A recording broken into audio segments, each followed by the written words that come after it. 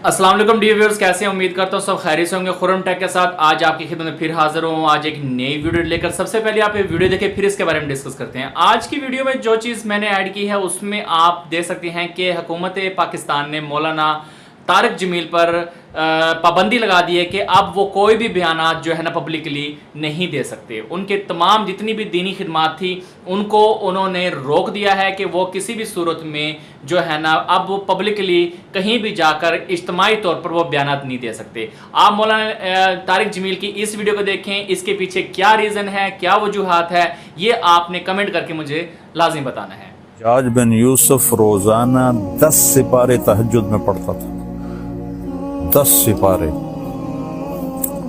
और वो ऐसा खबीस था कि उसने 1.25 लाख मुसलमान अपने सामने खड़े होकर कत्ल करवाए थे। और उमर बिन अब्दुल अजीज ने उसको देखा कि वो जहन्नुम की आग में, और अब्दुल मलिक बिन मरवान जिसने उसको बनाया था गवर्नर इराक का, दोनों की आंतें बाहर निकली हुई हैं और गधे की तरह उसके गिर्द वो चक्कर लगा रहे हैं। अल्लाह जुल्म माफ नहीं करता है। इसलिए बादशाहों से कहता हूँ और अपनी अफवाज से कहता हूँ, अपनी आवाम से कहता हूँ, उलमा से कहता हूँ, अगर आप मेंबर पर बैठकर मेरे नबी के दीन को टुकड़े कर रहे हैं तो आप भी बहुत बड़े जालिम हैं, जालिम हैं, जालिम हैं। देवबंदियत को मिटा दो, बरेलवियत को मिटा दो, शीयत को मिटा दो, सल्फियत को मिटा दो। मुस्लिम, मैं मुस्लिम, हाँ मैं अहले सुन्नत वल जमात हूँ, मैं इमाम अबू हनीफा के फतवों पे अमल करता हूँ, लेकिन मैं बाकी सब के लिए ऐसे झोली फैला के दुआ करता हूँ। तो ये मेरा आखिरी पैगाम है। जी तो नाज़रीन, वीडियो का आपने मौलाना तारिक जमील का ये क्लिप देखा जिसमें वो मौजूदा हुक्मरान के बारे में एक मिसाल देके, हज्जाज बिन यूसुफ की मिसाल देकर मौजूदा हुक्मरान को अलर्ट कर रहे हैं और ये भी लास्ट में पैगाम दे रहे हैं कि ये मेरा आखिरी पैगाम है। तो यकीनन इसके पीछे कोई ना कोई सियासी बात हो सकती है या कोई ऐसी बात मौलाना तारिक जमील से होगी है जिस बिहार पर ये पाबंदी लगाई गई है। आप पब्लिक इस पर क्या कमेंट करने वाले हैं? कमेंट करके ज़रा मुझे लाजिम बताएं कि क्या रीज़न हो सकती है, क्या वजूहात सकती है जिस बंदे ने इस इस वक्त उनके जो चाहने वाले हैं पूरी दुनिया में हैं। मौलाना तारिक जमील एक नामवर शख्सियत हैं और इस्लामिक स्कॉलर हैं। उन्होंने वाकई उनके बयान सुन के बहुत सारे लोग दीन की तरफ मूव करके आए हैं। ऐसा क्या हुआ है, ऐसी क्या बात बनी है कि पाकिस्तान हुकूमत ने उनके ऊपर पाबंदी आयद कर दी है कि वो आप अपने बयानात पब्लिकली या इज्तिमाई तौर पर वो नशर नहीं कर सकते? ज़रा आप मुझे इसके बारे में कमेंट करके बताएं। वीडियो का जो अगला सेगमेंट है उसमें आप ये मुलाहिज़ा फरमाएंगे कि मौलाना इलियास कादरी अपने गद्दी नशीन बेटे के साथ बैठकर ये फरमा रहे हैं कि एक यहूदी था और उसके जिस्म पर ना बहुत सारे फोड़े निकल आए। खैर, अगर मैं आपको सारी स्टोरी बता दूंगा तो वीडियो में आपका इंटरेस्ट नहीं रहेगा, तो आप वो वीडियो कंप्लीटली तौर पर देखें। मेरे आका आला हज़रत इमाम अहले सुन्नत मौलाना शाह इमाम अहमद रज़ा खान मरफूज़ात आला हज़रत में फरमाते हैं, अल्लाह माफ करे, बहुत मनुष्य लग रहे हो, मत करो, रहने दो, बहुत बुरे लग रहे हो, तौबा तौबा तौबा, थारा मूड खराब कर दिया। हज़रत ख्वाजा गरीब नवाज रहमतुल्लाह अलैह के मज़ार से बहुत कुछ फयूज़ व बरक़ात हासिल होते हैं। मौलाना बरक़ात अहमद साहिब मरहूम जो मेरे पीर भाई और मेरे वालिद माजिद रहमतुल्लाह अलैह के शागिर्द थे, उन्होंने मुझसे बयान किया कि मैंने अपनी आंखों से देखा कि एक गैर मुस्लिम जिनके सर से पैर तक फोड़े थे, अल्लाह पाक ही जानता है कि किस कदर थे, ठीक दोपहर को आता और दरगाह शरीफ के सामने गर्म कंकरों और पत्थरों पर लौटता और कहता, ख्वाजा अगन लगी है, यानी ए ख्वाजा गरीब नवाज जलन हो रही है। मैंने ऐसा कब कहा था? तीसरे रोज मैंने देखा कि बिल्कुल अच्छा हो गया है। जी तो नाज़रीन, वीडियो का आपने ये सेगमेंट देखा, आपने मौलाना इलियास कादरी की फ़नी बातें सुन ली जिसमें वो कह रहा है कि वो ये यहूदी कहता है कि मुझे अगन लगी है, यानी कि मुझे जलन हुई है। और ये सारी कहानियाँ ना किताबों से देखकर सुनाते हैं, हकीकत पर मुबनी नहीं होती। जैसे कि हम एक स्टोरी बुक ले आएँ मार्केट से और उसको पढ़कर जो है ना हम बच्चों को अम्यूज़ करें, खुश करें, तो इस तरह ये भी अपने मुरीदान को अम्यूज़ करते हैं।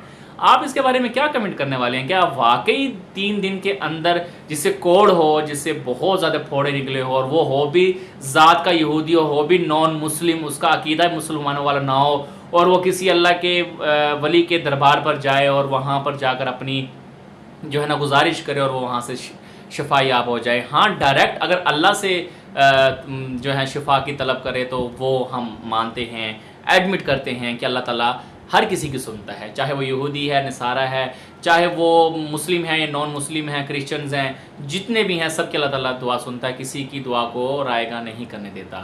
جی ناظرین، ویڈیو کے اس کلپ کے بارے میں آپ کہیں گے، اور ویڈیو کا جو اگلا سیگمنٹ ہے اس میں آپ آج ایک مزے کی کہانی سننے والے ہیں کہ ایک ان کے مریدین جو کہ اپنے بچے کا علاج کروانے کے لیے حیدرآباد سے لے کر کراچی سے لے کر ٹاپ ہاسپٹلز میں وہ لے کر گئے ہیں، لیکن ڈاکٹرز نے ان کے علاج کے بارے میں کہا ہے کہ نو مور ٹریٹمنٹ آف دس کیور، اس علاج کا اور کوئی مطلب علاج نہیں ہے، اس ٹریٹمنٹ کا اور کوئی علاج نہیں ہے۔ لیکن اسے کسی نے کہہ دیا کہ آپ مولانا الیاس قادری کے پاس جائیں، فیضان مدینہ جائیں، وہاں حاضری دیں اور وہاں سے جو آپ کو نذرانے ملے وہ اپنے بچے کو پہنائیں، اور پھر دیکھنا آپ کے بچے کیسے ٹھیک ہوتا ہے۔ اور اس کے بعد وہ بندہ وہاں جاتا ہے اور وہ جو بھی نذرانہ یا تعویذ اپنے بچے گلے میں پہناتا ہے، اور جو اس کو جو بیماریاں ہوتی ہیں A to Z وہ بیماری بتانے والا ہے۔ یہ ویڈیو آپ نے لاسٹ تک لازمی دیکھنی ہے کیونکہ بہت مزہ آنے والا ہے اور آپ خوب انجوائے کرنے والے ہیں۔ آج کی گبستان کے اندر یہ چیز بہت بڑی گپ ہوگی، آپ اس چیز کو خوب انجوائے کریں، کیونکہ میں اگر ساری سٹوری بتا دوں گا تو پھر کہیں گے خرم بھائی آپ نے زیادتی کی، اب تو مزہ ہی نہیں رہا سٹوری کے اندر، تو آپ کمپلیٹلی سٹوری انجوائے کریں۔ 9 مہینہ پہلے مجھے اللہ تعالیٰ نے بیٹا عطا فرمایا، अच्छा لیکن اس بیٹے کو برتھ اسفکسیا مطلب ماں کا جو پانی اس کے منہ میں چلا گیا اور اس کو تکلیف ہو گئی۔ جب ہم پی ایم سی اسپتال پہنچے تو ہمارے اسپیشلسٹ ڈاکٹر صاحب نے کہا کہ بچہ بالکل سیریس ہے اور اس کو آپ حیدرآباد لے کے جائیں، اور حیدرآباد والوں نے کہا کہ بچہ بالکل ہی سیریس ہے، آپ ہم سے علاج نہیں ہو سکے گا، آپ اس کو کراچی لے کے جائیں۔ یہاں پہ ہم جب کراچی پہنچے تو ڈاکٹرس نے ایک عجیب قسم کی بات کہی کہ ہماری کتابوں میں اس کا علاج لکھا ہی نہیں ہے، تو اگر آپ کہیں تو ہم علاج شروع کریں۔ ہم نے کہا کہ بسم اللہ کریں، لیکن 1 سیکنڈ، ہماری کتابوں میں اس کا علاج لکھا ہی نہیں ہے، تو اگر آپ کہیں تو ہم علاج شروع کریں۔ ہم نے کہا کہ بسم اللہ کریں۔ بہت نازک صورتحال ہے جی، کوئی لائی مت بٹانا۔ قدیر بھائی نے فون کیا، قدیر اتاری صاحب نے، اور انہوں نے ڈاکٹر نظام صاحب سے بات کرائی جنہوں نے آپ سے رجوع کیا، اور حضرت صاحب فارن گئے ہوئے تھے اور انہوں نے وہاں سے دعا فرمائی، اور انہوں نے مجھے SMS کیا کہ یہ انہوں نے دعا فرمائی اور کہا کہ فیضان مدینہ جائیں اور وہاں سے آپ جو ہے تعویذ لے لیں۔ یہاں پہ میں زندگی میں پہلی بار فیضان مدینہ آیا اور فی سبیل اللہ تعویذ لیے، اور جب تعویذ استعمال کیے تو ڈاکٹر صاحبان حیران رہ گئے، کیا ہوئی؟ کیونکہ جو ان کو تکلیف تھی، ایک تو cerebral encephalopathy, pneumonia, sepsis, cardiomegaly, left ventricular dysfunction اور پوسٹیریئر یوریتھرل ویلو، جس کا آپریشن کرنا لازمی تھا۔ کوئی لائی مت بٹانا۔ کارڈیو کے ڈاکٹر نے کہا کہ 28 دن سے یا مہینے سے پہلے علاج ممکن نہیں، جو 2 دن کے اندر علاج ہو گیا، اور دل کا ایک بال جو بالکل بند تھا وہ بھی 2 دن کے اندر ہی ٹھیک ہو گیا، اور باقی دماغ کی تکلیف جس کے لیے ڈاکٹر نے کہا تھا کہ اس کا علاج ممکن ہی نہیں، وہ بھی حیران کن نمونے سے جلدی ہی ٹھیک ہو گیا۔ اور اس کے علاوہ جو ڈاکٹر ناصر تھے اس بڑی ہاسپٹل میں کراچی میں، جس نے کہا کہ اس کا آپریشن پوسٹیریئر یوریتھرل ویلو، یہ آپریشن لازمی تھا۔ جب الٹرا ساؤنڈ کیا وہ بالکل آپریشن کی تیاری ہی ہوئی تھی، اور ہم بھی تیار تھے، ڈاکٹر صاحب بھی تیار، ہم بھی تیار تھے آپریشن کے لیے۔ جیسے الٹرا ساؤنڈ ہو گیا تو وہ جو گٹھان تھی جس کا آپریشن لازمی تھا وہ گم ہو گیا، تو سارے ڈاکٹر صاحبان حیران کن نمونے سے کہہ رہے تھے کہ یہ آخر یہ چکر کیا ہے۔ تو میں نے آخر ان کو بتایا کہ پیر صاحب کی یہ دعا ہے۔ आप कहाँ के ज्ञानी बाबा? अभी बदत है भाई, अभी बदत है।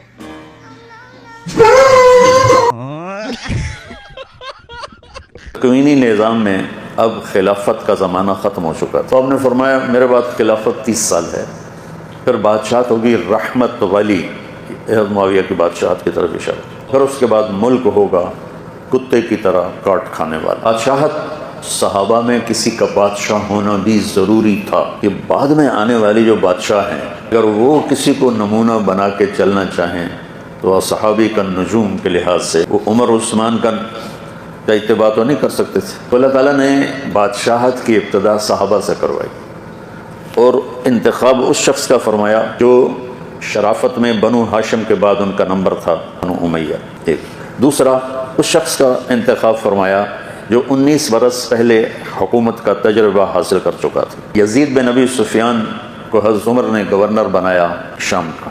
ان کا انتقال ہو گیا. حضرت عمر نے حضرت معاویہ کو گورنر بنایا کہ بھائی، یہ دونوں بھائی تھے، ماں الگ تھی، دونوں بھائی تھے. تو یزید بن ابی سفیان کے مرنے پر عمر رضی اللہ عنہ نے معاویہ رضی اللہ تعالیٰ عنہ کو گورنر بنایا ملک شام کا. ابو سفیان نے پوچھا، چونکہ ان کے بیٹے پہلے تھے، حضرت عمر سے پوچھا کہ امیر المومنین کس کو پھر امیر بنایا ہے شام کا؟ تو انہوں نے کہا تیرے بیٹے معاویہ کا. جزاک اللہ خیراً وصلت الرحم، اللہ تیرا بھلا کرے، تو نے صلہ رحمی کی ہے. اہمی تو نہیں پھر مولا علی نے فرمایا کہ میں اللہ سے امید کرتا ہوں مصنف ابن ابی شیبہ میں فضائل صحابہ میں کہ یہ جو سورۃ الحجر کی آیت نمبر 47 ہے کہ قیامت والے دن اللہ تعالیٰ اہل ایمان کے دلوں سے ایک دوسرے کے خلاف قدورت نکال دے گا اور وہ تختوں پہ آمنے سامنے بیٹھے ہوئے ہوں گے. یہ میرے عثمان بن عفان، طلحہ اور زبیر کے بارے میں ہے کہ اللہ تعالیٰ ہمیں جنت میں پہنچائے گا اور ایک دوسرے کے بارے میں اگر کوئی میل آ گیا غل تو نکال دے گا. لیکن ماموں کو نہیں معاف کیا، ان پہ قنوت نازلہ پڑی مولا علی نے. اللہم علیک بمعاویہ و اشیاءہ، اللہ معاویہ اور اس کے شیعہ کو برباد کر، عمر بن عاص اس کے شیعہ کو برباد کر، ابا سلمی اور اس کے شیعہ کو برباد کر. اور یہاں تک فرمایا کہ مصنف ابن ابی شیبہ میں موجود ہے کہ میں اللہ سے امید کرتا ہوں کہ میرے مخالفین جو اہل شام ہیں، مقتولین صفین، یہ بھی جنت میں چلے جائیں گے، اللہ انہیں معاف کرے گا. اور پھر مقدمہ میرے اور معاویہ کے درمیان اللہ کی بارگاہ میں طے ہوگا. یہ مقدمہ بھی طے ہونا ہے، یہ دنیا میں ہی طے کر کے بیٹھے میں. مسلم 6229 حدیث کھول لیں، اس میں سب کا ترجمہ خود ہوا ہوا ہے، امام مسلم نے نقل کیا. وہ کہتے تھے لعن اللہ ابو تراب، ابو تراب علی ابن ابی طالب پر لعنت. جب لعنت کا لفظ موجود ہے تو کس نے دی تھی لعنت؟ بنو مروان نے، بنو امیہ نے. تو بنو مروان ذمہ دار ہوا نا، تو یہاں پہ معاویہ نہیں، وہ حضرت معاویہ والی لعنت سے حدیثیں ہیں. بات یہ ہے کہ پہلے تو یہ مقدمہ مانے نا، جو انہوں نے پبلک کو جھوٹ کیا ہوا تھا مشہور کہ بنو امیہ کے دور میں حضرت علی پہ لعنت نہیں ہوتی تھی، یہ سب کا مطلب جو ہے تنقید ہے، لعنت نہیں ہے. تو ہم نے نہیں، تو میں نے لعنت کا لفظ بتا دیا نا. پہلے تو یہ معافی مانگے نا کہ انہوں نے صدیوں سے جھوٹ بولا ہے. امام مسلم لکھ کے گئے تھے، اگلی بات بھی ہم کریں گے. میں نے 10 حدیثیں مسلم شریف سے، بخاری شریف سے، ابو داؤد سے، سنن نسائی الکبریٰ سے، المستدرک الحاکم سے نقل کی ہیں کہ حضرت معاویہ کے دور میں بھی یہ سب و شتم ہوتا تھا، ان کی موجودگی میں بھی ہوا ہے. اب تو یہ مان گئے، یہ کہتے ہیں مغیرہ ابن شعبہ رضی اللہ تعالیٰ عنہ نے کیا ہے، لیکن حضرت معاویہ نے نہیں کیا، ان کے سامنے ہوا ہے. ہم کہتے ہیں روکا کیوں نہیں؟ یہ پورے کا پورا سسٹم یہ سب کو پتا ہے، اور اہل سنت تو نقل کرتے آئے ہیں.